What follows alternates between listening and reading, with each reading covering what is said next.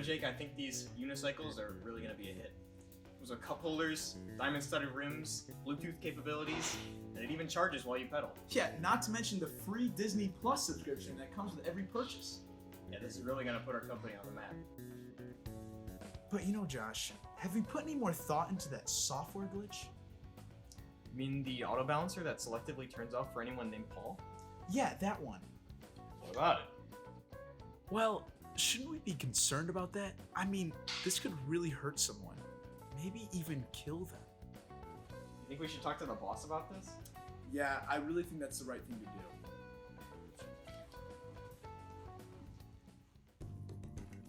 Hey, Mr. Richard. Hey, it's Drake and Josh. Oh, I'm sorry.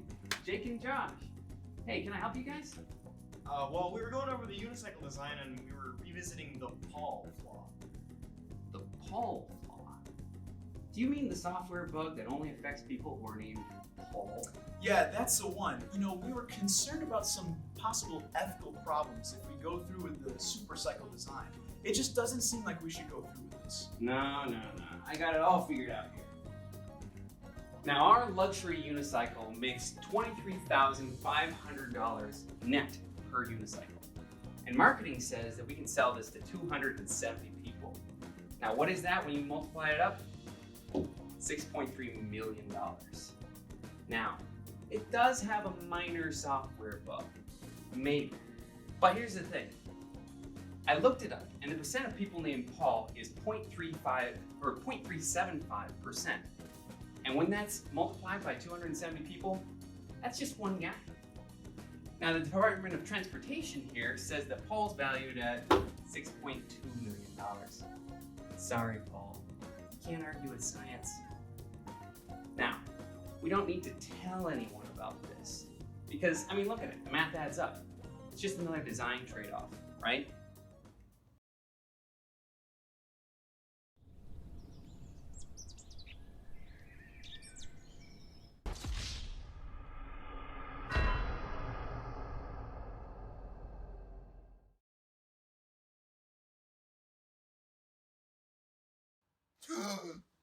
Oh gosh! I know someone named Paul. I definitely need to go get some advice. Hey, Colin. Hey Jake, how's it going? Well, I have a really tough decision to make it work. I'm in need of a biblical approach. Of course, Jake. My door is always open to you. What seems to be the issue? Well, my boss asked me to ignore a possible problem that could cause harm to people named Paul because it would cost too much to fix. And then I had this dream when my friend named Paul died from a terrible accident with a unicycle. I'm not sure what to do here because my boss made some great points, but this just doesn't seem right to me. Especially since we were told to keep this a secret from the public, so all the Pauls don't know what they're signing up for. I see. That's difficult. Well, I can't tell you what to do in this specific situation, but I can point to some verses and give you some wisdom that might help.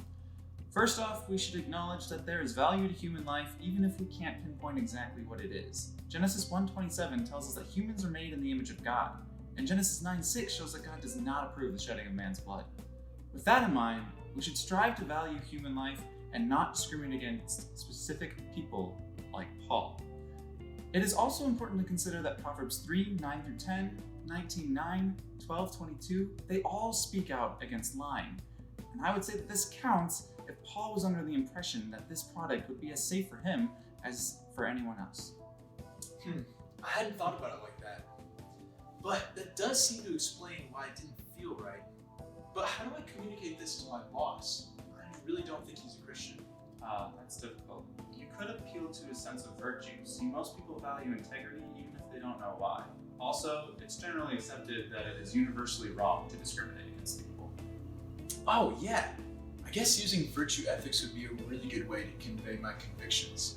Thanks, Colin. Of course, Jake, anytime. And I'll be sure to pray for you in your meeting with your boss. Also, remember that Romans 14:23 says that if you do anything you believe is not right, you are sinning. So make sure you keep that in mind when you start to fear the consequences of talking to your boss. And these are the words of the Apostle Paul, after all. Thanks, Colin. This was great. I'll see you on Sunday.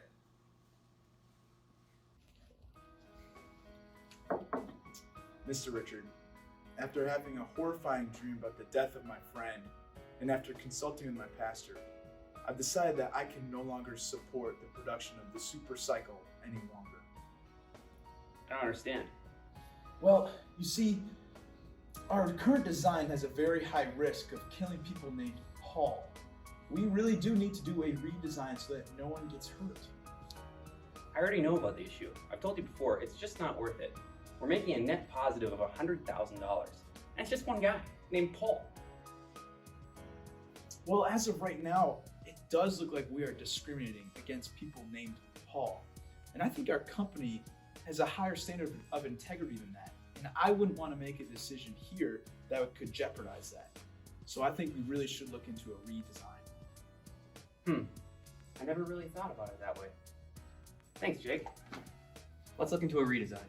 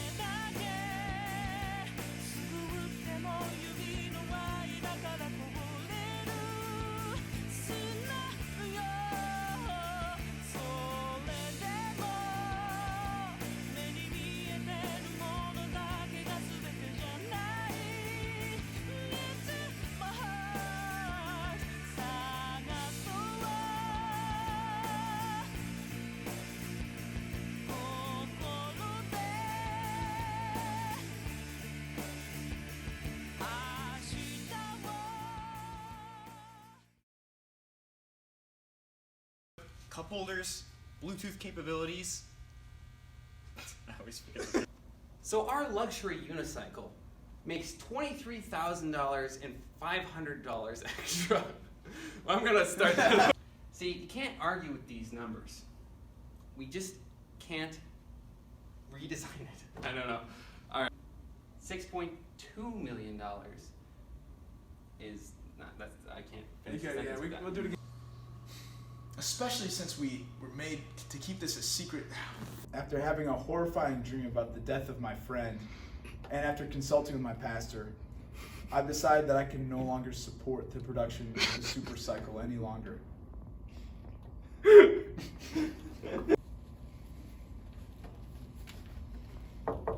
Mr. Richard, after having a horrifying dream about my friend and consulting with my pastor, I decided... I don't understand.